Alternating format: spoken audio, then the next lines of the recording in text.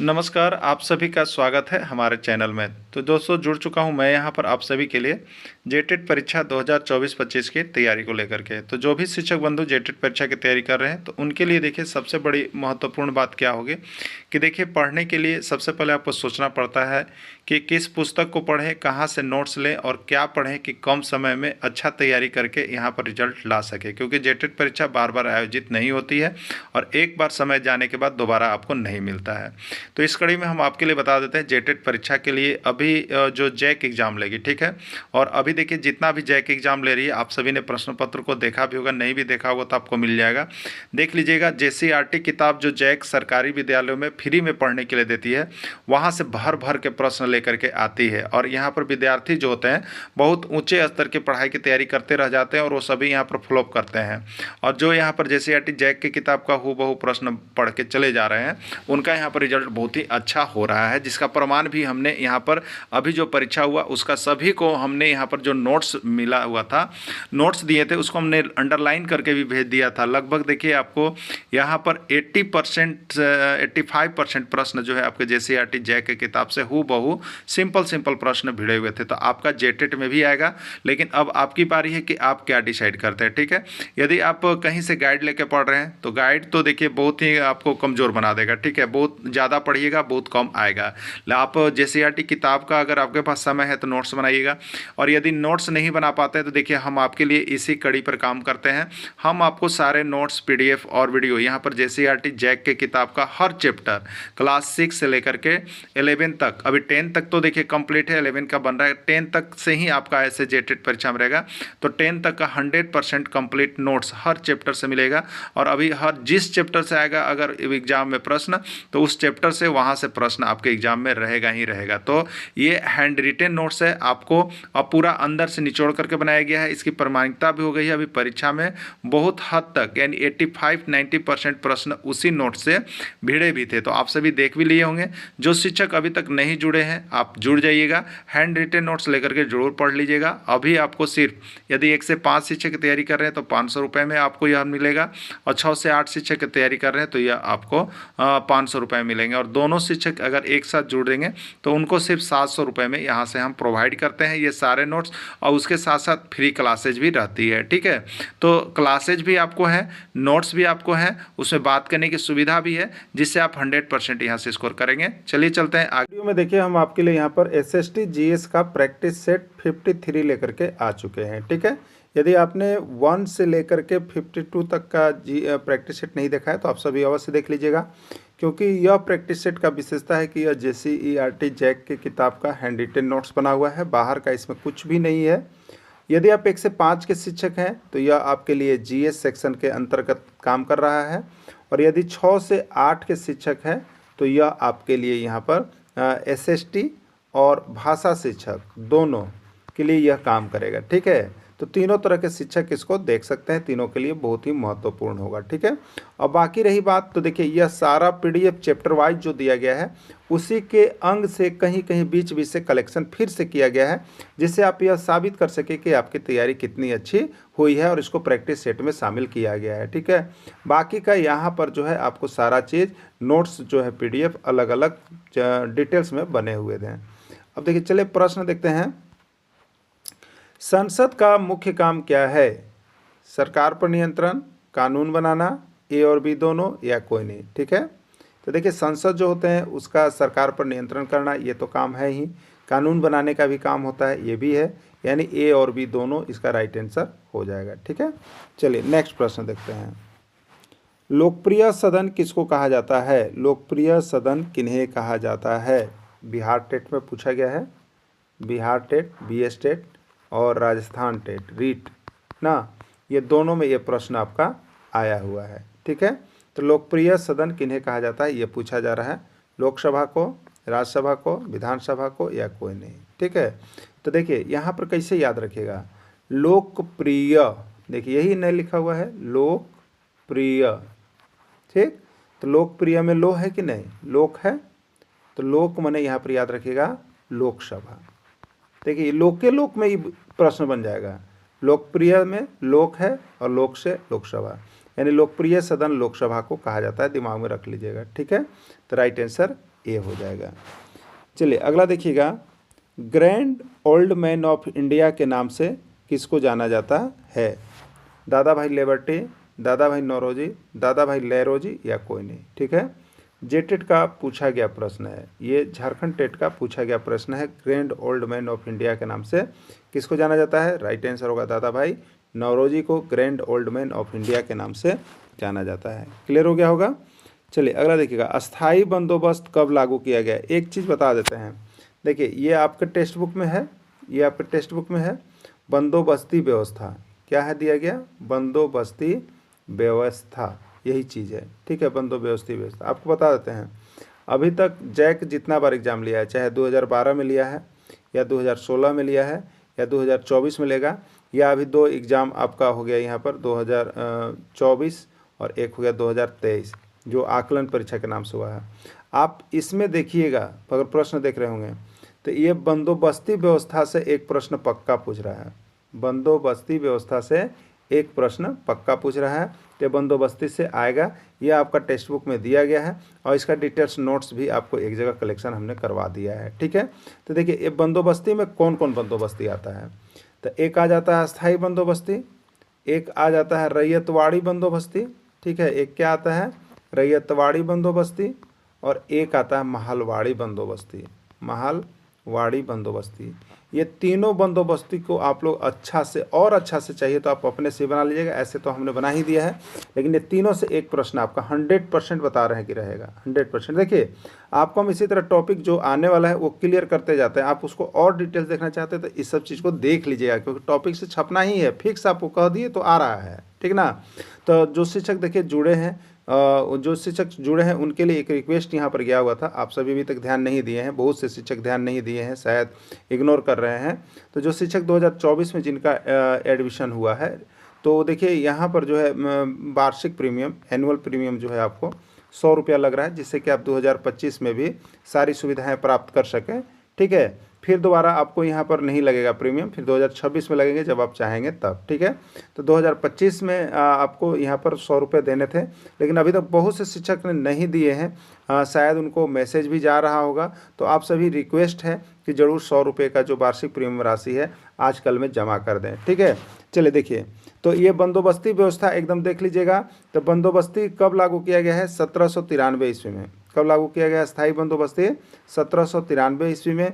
किसके द्वारा लागू किया गया है? लॉर्ड कॉर्नवालिस के द्वारा लागू किया गया, लॉर्ड कॉर्नवालिस के द्वारा लागू किया गया है। ठीक है, तो ये भी प्रश्न आता है कि अस्थायी बंदोबस्ती कब लागू किया गया? 1793 ईस्वी में। अस्थायी बंदोबस्ती किसने लागू किया? लॉर्ड कॉर्नवालिस ने किया। और ये कहाँ पर, किस स्थान पर, किस राज्य में लागू हुआ अस्थायी बंदोबस्त? ठीक है, तो ये देखिए लागू हुआ आपका बंगाल में, ये लागू हुआ बंगाल में, फिर लागू हुआ बिहार में, फिर लागू हुआ उड़ीसा में, यानी बंगाल, बिहार और उड़ीसा। ठीक है, तो प्रश्न देखिए ये भी पूछ देता है कि अस्थायी बंदोबस्ती व्यवस्था सबसे पहले कहाँ लागू किया गया? कहीं तो उद्घाटन किया हुआ, किस सब जगह नहीं हुआ, तो सबसे पहले कहाँ लागू किया गया? तो यही सबसे पहले नाम हम किसका लिखे थे? बंगाल का। फिर किसका लिखे थे? बिहार का। फिर किसका लिखे थे? उड़ीसा का। तो सबसे पहला नाम आया बंगाल, इसलिए सबसे पहले अस्थायी बंदोबस्ती व्यवस्था बंगाल में लागू किया गया था। ठीक है, तो अस्थायी बंदोबस्ती कब लागू किया गया? 1793 ईस्वी में। सबसे पहले कहाँ लागू किया? बंगाल में। किसने लागू किया गया? लॉर्ड कॉर्नवालिस ने किया। ठीक है, यहाँ तक क्लियर हो गया आपको। चलिए अब देखिए आगे प्रश्न आते हैं, अस्थाई बंदोबस्ती सबसे पहले कहाँ लागू किया? देखिए अभी इसी चीज़ का हम जिक्र कर रहे थे, आपको प्रश्न भी आ गया। ठीक है, बंगाल में, बिहार में, पंजाब में, महाराष्ट्र में सबसे पहले कहाँ लागू किया गया? ध्यान देखिएगा, अस्थाई बंदोबस्ती सबसे पहले कहाँ लागू किया? पहला पर। ठीक है, तभी आपको बताया था कि अस्थाई बंदोबस्ती 3 जगह लागू किया गया, बंगाल हुआ, फिर बिहार हुआ, फिर उड़ीसा हुआ। तो सबसे पहले नाम बंगाल 1 नंबर में है, इसलिए बंगाल में सबसे पहले लागू किया गया। क्लियर। चलिए अगला देखिएगा, केंद्र व राज्य सरकार के बीच होने वाले विवादों का निपटारा कौन करता है? केंद्र व राज्य सरकार के बीच अगर कोई विवाद चल रहा है तो उसके विवादों का निपटारा कौन करेगा? विधायिका, कार्यपालिका, न्यायपालिका या कोई नहीं? ठीक है, तो केंद्र और राज्य सरकार के बीच होने वाले विवादों का निपटारा कौन करेगा? तो केंद्र और राज्य सरकार के बीच होने वाले विवादों का निपटारा न्यायपालिका के द्वारा किया जाएगा। किसके द्वारा किया जाएगा? न्यायपालिका के द्वारा किया जाएगा। भारत में सर्वोच्च न्यायालय की स्थापना दिल्ली में कब की गई? भारत में सर्वोच्च न्यायालय की स्थापना दिल्ली में कब की गई? ठीक है, 26 जनवरी 1950 ईस्वी, 28 जनवरी 1950 ईस्वी, 25 जनवरी 1947 ईस्वी या 15 अगस्त 1947 ईस्वी। भारत में सर्वोच्च न्यायालय की स्थापना दिल्ली में कब की गई? ठीक है, तो देखिए इसका राइट आंसर जो है आपका 28 जनवरी 1950 ईस्वी को दिल्ली में सर्वोच्च न्यायालय की स्थापना की गई थी। सुप्रीम कोर्ट में राष्ट्रपति द्वारा नियुक्त किए जाते हैं। सुप्रीम कोर्ट में राष्ट्रपति द्वारा नियुक्त किए जाते हैं कौन कौन? एक मुख्य न्यायाधीश एवं 30 अन्य न्यायाधीश, 2 मुख्य न्यायाधीश एवं 32 अन्य न्यायाधीश, 5 मुख्य न्यायाधीश एवं 40 अन्य न्यायाधीश, कोई नहीं। ठीक है, तो सुप्रीम कोर्ट में राष्ट्रपति के द्वारा एक मुख्य न्यायाधीश एवं 30 अन्य न्यायाधीश नियुक्त किए जाते हैं। ठीक है, एक मुख्य न्यायाधीश एवं 30 अन्य मुख्य न्यायाधीश नियुक्त किए जाते हैं। बाबर ने अपनी आत्मकथा लिखा है। देखिए आत्मकथा का मतलब होता है अपनी कथा को उसमें मेंशन करना, लिखना। ठीक है, कि उनका जीवन कैसे कैसे गुजरा। ठीक है, तो बाबर ने अपनी आत्मकथा को, तो बाबर का आत्मकथा है तो उसका नाम हो जाएगा, देखिए बाबरनामा होगा, अकबरनामा होगा, जहाँपनाह होगा या रहला होगा। ठीक है, ये बताना है। तो देखिए बाबर है, ठीक है, बाबर और अपनी आत्मकथा लिखेगा तो उसका नाम ऐसे होगा। देखिए अपनी आत्मकथा जो लिखता है उसमें उसका नाम लगा हुआ रहता है। तो बाबर है तो यहाँ पर हो जाएगा बाबर नामा। बाबर है तो यहाँ पर क्या हो जाएगा? बाबर नामा। क्लियर? तो बाबर ने अपनी आत्मकथा कहाँ लिखा है? बाबर नामा में लिखा है। ठीक ना। चलिए अगला देखिएगा, बाबरनामा में लिखा है तुझके ए बाबरी के नाम से उसको जाना जाता है। ठीक है, तुझके ए बाबरी के नाम से। बाबरनामा किस भाषा में लिखा गया है? ईरानी भाषा, तुर्की भाषा, फ्रांसीसी भाषा, कोई नहीं। ठीक है, तो बाबर कहाँ का रहने वाला था? बाबर तुर्क का रहने वाला था। बाबर कहाँ का रहने वाला था? तुर्क का रहने वाला था। इसलिए उसकी भाषा किस भाषा में लिखा गया? तुर्की भाषा में लिखा गया। किस भाषा में लिखा गया? तुर्की भाषा में लिखा गया।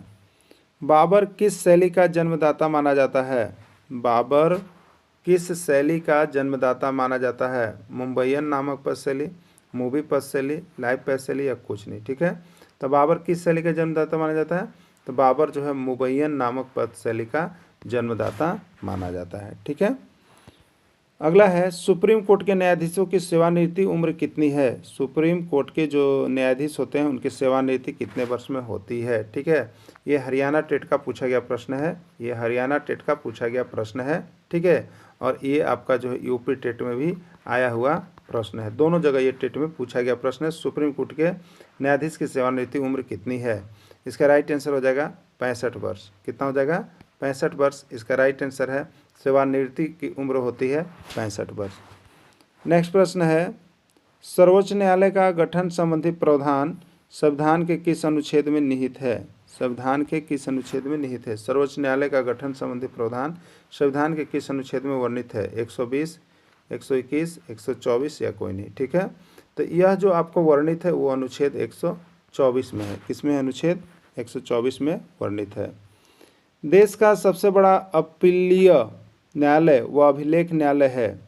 देश का सबसे बड़ा अपीलीय या अभिलेख न्यायालय है उच्च न्यायालय, उच्चतम न्यायालय, राज्य न्यायालय या कोई नहीं।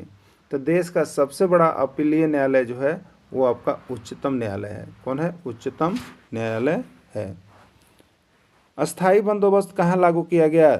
अस्थाई बंदोबस्त कहाँ लागू किया गया? बिहार, बंगाल, उड़ीसा या सभी? देखिए अभी आपको बताया था कि अस्थाई बंदोबस्त कहाँ लागू किया गया, तो बिहार में भी लागू किया गया था, फिर बंगाल में भी लागू किया गया था और फिर उड़ीसा में भी लागू किया गया था। यानी बंगाल, बिहार, उड़ीसा तीनों जगह होगा अस्थाई बंदोबस्त लागू। ठीक है, तो इसका राइट आंसर सभी में चला जाएगा। देखिए बंदोबस्ती व्यवस्था आप छोड़ कर मत जाइएगा एग्जाम में, आपको इंस्ट्रक्शन दे रहे हैं, हिंट्स दे रहे हैं, नहीं मानिएगा तो आपको नुकसान हो जाएगा, इसलिए देख के ही जाइएगा। अब देखिएगा, अस्थाई बंदोबस्त किसके समय शुरू हुआ? अस्थाई बंदोबस्त किसके समय शुरू हुआ? Lord Dalhousie, Lord Ripon, Lord Cornwallis, Lord वर्दी। तो अस्थाई बंदोबस्त किसके द्वारा? कॉर्नवालिस। अस्थाई बंदोबस्ती व्यवस्था लॉर्ड कॉर्नवालिस के द्वारा लागू किया गया। महलवाड़ी व्यवस्था किया गया। महलवाड़ी व्यवस्था किसने तैयार किया? ठीक है, Lord Cornwallis, Lord Ripon, Holt Mackenzie, कोई नहीं। ठीक है, महलवाड़ी मैकेंजी के द्वारा, म से महलवाड़ी और म से मैकेंजी, याद रखिएगा। तो महलवाड़ी व्यवस्था मैकेंजी यानी होल्ट मैकेंजी के द्वारा, किसके द्वारा?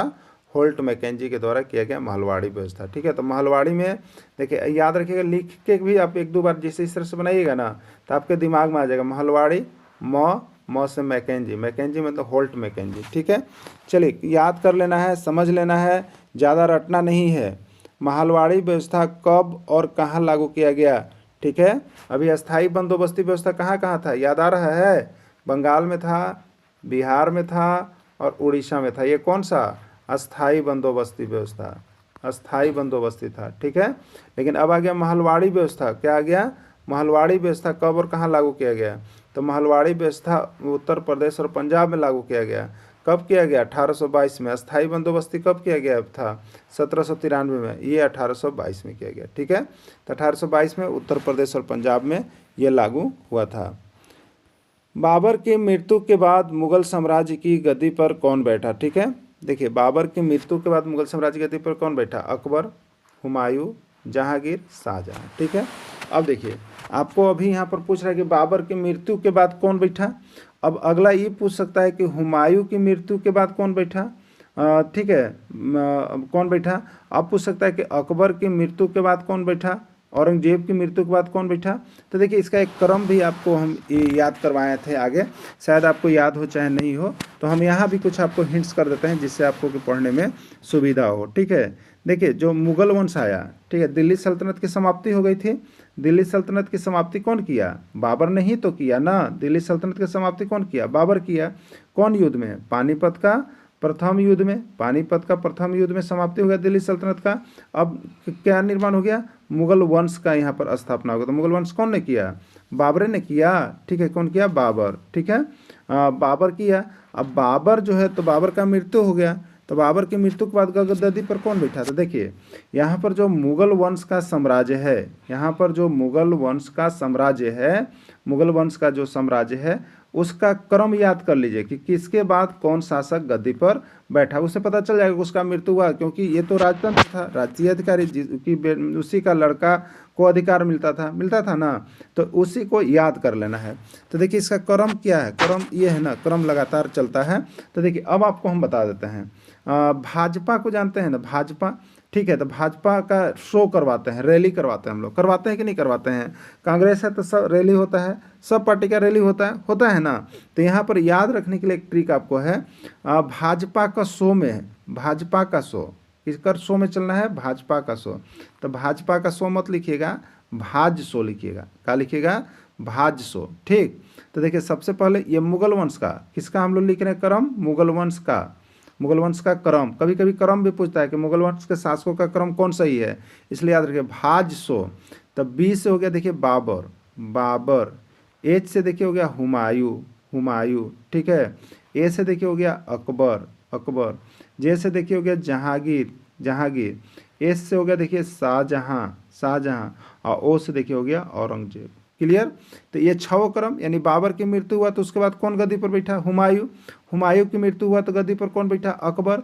अकबर का मृत्यु हुआ तो गद्दी पर कौन बैठा? जहांगीर। जहांगीर का मृत्यु हुआ तो गद्दी पर कौन बैठा? शाहजहां। शाहजहां का मृत्यु हुआ तो गद्दी पर कौन बैठा? औरंगजेब। यही क्रम है, यही क्रम है इसका मुगल वंश का, एकदम रट जाइए। ठीक है, क्या क्रम था? भाज शो। तो BHAJSO यही क्रम है, आप लिख लीजिएगा कॉपी में कहीं से। बाबर, हुमायूं, अकबर, जहांगीर, शाहजहां, औरंगजेब। क्लियर हो गया होगा? किसी को डाउट है तो लिखिएगा। देखिए किसी को डाउट अगर हो तो जरूर यहाँ पर आप लोग लिखिएगा कि क्या इसका आंसर होगा। ऐसे तो ये सही है। ठीक है, चलिए अगला देखिएगा। इसका राइट आंसर हुमायूं हो गया। मुगल साम्राज्य का ऐसा एकमात्र शासक कौन था जिसने अपने भाइयों में साम्राज्य का विभाजन किया था? देखिए मुगल साम्राज्य का शासक बाबर। ठीक है, बाबर। बाबर क्या किया? तो बाबर हर युद्ध को जीता था, बाबर हर युद्ध को जीता था, एक भी युद्ध में इसकी हार की एंट्री नहीं हुई थी। तो आप लोग जान रहे हैं। तो अब अगर आपसे हम पूछ दें कि बाबर कौन कौन युद्ध किया जी, तो कल जो आपको प्रैक्टिस सेट चला था उसमें आप देखे होंगे, एकदम प्रश्न आया था। तो बाबर कौन कौन युद्ध किया था पता है? तो बाबर युद्ध किया था पान खा चल घर, ये वाला युद्ध किया था, याद आ रहा है कि नहीं? पान खा चल घर युद्ध किया था, यानी पानीपत का प्रथम युद्ध, खा से खानवा का युद्ध, चल से चंदेरी का युद्ध और घर से घाघरा का युद्ध, यही युद्ध इतना ही किया था। चारों युद्ध, और चारों युद्ध में बाबर विजयी रहा था। याद में रख लीजिए, चारों युद्ध में बाबर विजयी रहा, ये सबसे बड़ी इसकी बड़ी खूबी थी, ठीक है। लेकिन देखिए उसके बाद उसका उत्तराधिकारी कौन बना? हुमायूं। तो हुमायूं, देखिए हुमायूं जो है यहाँ पर, हुमायूं जिंदगी, इसको कहा जाता है कि हुमायूं जिंदगी भर लड़खड़ाता रहा। एक कहावत सुनिएगा, हुमायूं जिंदगी भर लड़खड़ाता रहा, लड़खड़ाता हुआ और लड़खड़ाते हुए ही मर गया, लड़खड़ाते हुए ही मर गया, समझ गए।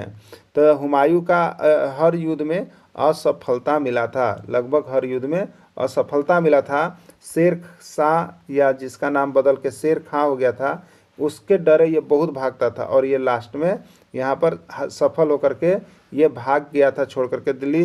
और इसका दोबारा राज्याभिषेक हुआ था, दोबारा राज्याभिषेक हुआ था शेर शाह शेर खां की मृत्यु होने के बाद, फिर से लौट के आया और दोबारा हुआ। लेकिन नसीब को, भगवान को कोई और मंजूर था, और यहाँ पर क्या हुआ, आने के बाद दिल पनाह नगर के सीढ़ी से गिर करके उसकी फिर से मृत्यु हो जाती है, इसलिए लड़खड़ाते हुए ही मर जाता है, ठीक है। तो यही था हुमायूं जो था ना, देखिए असफलता का जो कारण था, हुमायूं बहुत अधिक दयावान था। हुमायूं क्या था? सबसे अधिक दयावान था अपने साम्राज्य शासक में, ठीक है। और ये दयालु होने के कारण क्या किया, उसने अपने भाइयों को साम्राज्य का बंटवारा कर दिया था, साम्राज्य का बंटवारा कर दिया था। पहला शासक था जिसने अपने भाइयों के बीच साम्राज्य का बंटवारा किया था, दूसरा कोई और नहीं किया साम्राज्य का बंटवारा, ठीक है। तो ये साम्राज्य का बंटवारा आधा आधा करके दे दिया था। तो हुमायूं की सफलता का सबसे बड़ा कारण यही रहा, भाइयों के बीच साम्राज्य का बंटवारा कर देना, ठीक है। चलिए अगला देखिएगा, चौसा का युद्ध किनके किनके बीच हुआ? चौसा का युद्ध, कनौज या विलग्राम का युद्ध किसके बाद हुआ, ठीक है। तो देखिए ये हुमायूं के द्वारा किया गया जी युद्ध का नाम है, देखिए दे 24 हुमायूं, दे 24 हुमायूं, ठीक है। तो देखिए देवराय का युद्ध, फिर यहाँ पर देखिए चौ से चौसा का युद्ध, बी से बिलग्राम का युद्ध या कनौज जिसको कहते हैं, और से सरहिंद का युद्ध। इतना युद्ध जो है हुमायूं किया था, इतना युद्ध हुमायूं किया था। दे 24 हुमायूं यानी देवराय का युद्ध, चौ से चौसा का युद्ध, बी से बिलग्राम या कनौज का युद्ध, से सरहिंद का युद्ध, इतना युद्ध किया था, ठीक है। और ये युद्ध किसके किसके बीच हो रहा था? तो यह युद्ध जो हो रहा था आपको शेर शाह के बीच हो रहा था, हुमायूं और शेर शाह के बीच हो रहा था, ठीक है। इसमें हार किसका हो रहा था? तो हुमायूं का हो रहा था, ठीक है। तो चौसा का युद्ध हुमायूं और शेर शाह के बीच हुआ। तो शेर शाह और हुमायूं के बीच हुआ, ये कहाँ पर है? यहाँ पर है, यही इसका राइट आंसर हो जाएगा, ठीक है। चलिए चौसा का युद्ध, कनौज या बिलग्राम का युद्ध में किसका जीत हुआ था? आपको तो बताया ही कि हुमायूं की हार हुई थी और शेर शाह का जीत हुआ था, ठीक है। हुमायूं इसमें हारते गया, शेर शाह जीतते गया।